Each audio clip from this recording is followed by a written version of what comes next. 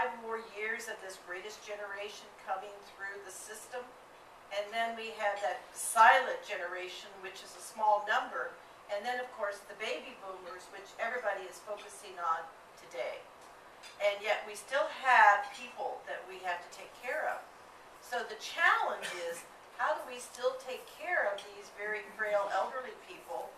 How do we prepare for a little bit of this silent group that don't say very much? And then the very loud baby boomers. And it is, so we've got, but I know that 80% of the seniors want to stay in Orange County. We just did a survey with the Orange County Collaborative of Senior, and I could share that if anybody wants to see it, but it was very enlightening, because 80% of the people said they want to stay in Orange County.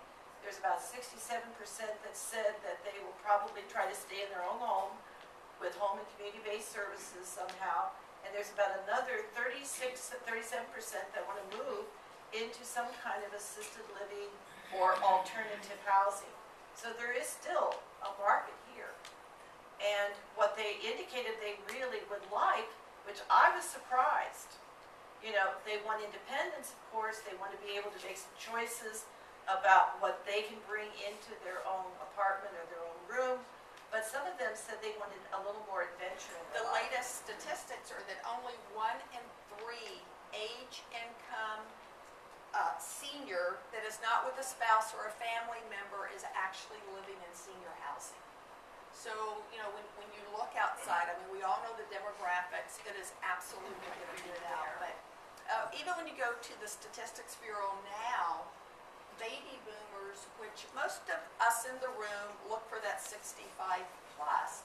I live in a world, in my assisted living world, that our average resident is 84 and a half years old.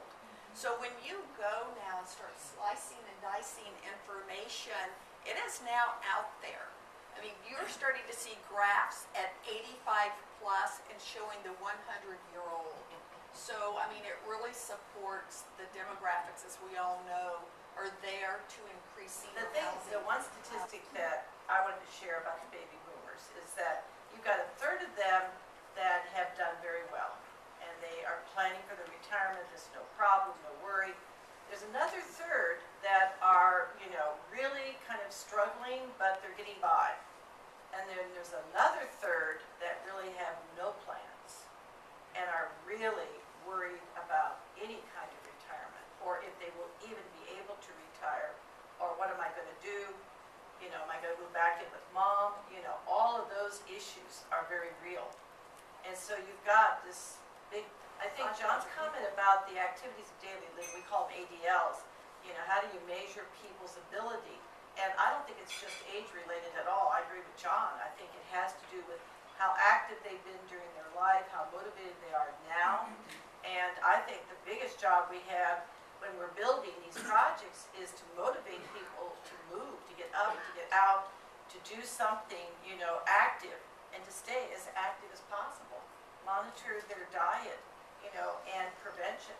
Well, there's new technology now on the assisted living and the care side that rooms can be monitored now.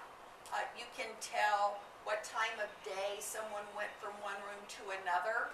There's even technology now that is associated with a bed, so that if you are doing an incontinence program, you can track how many times someone got up and left. It's playing a big role in dementia as you go, so that you can figure out the monitoring. And when this concept was created about 10 years ago, on the regulation side, we stood up and said, absolutely not. It's a privacy issue. You can't do these things. But as we've grown and we understand the privacy and their needs, what John said, it is much cheaper to keep someone healthy on the preventative side than to deal with them once they've wandered, gotten lost, or they've harmed themselves or someone else.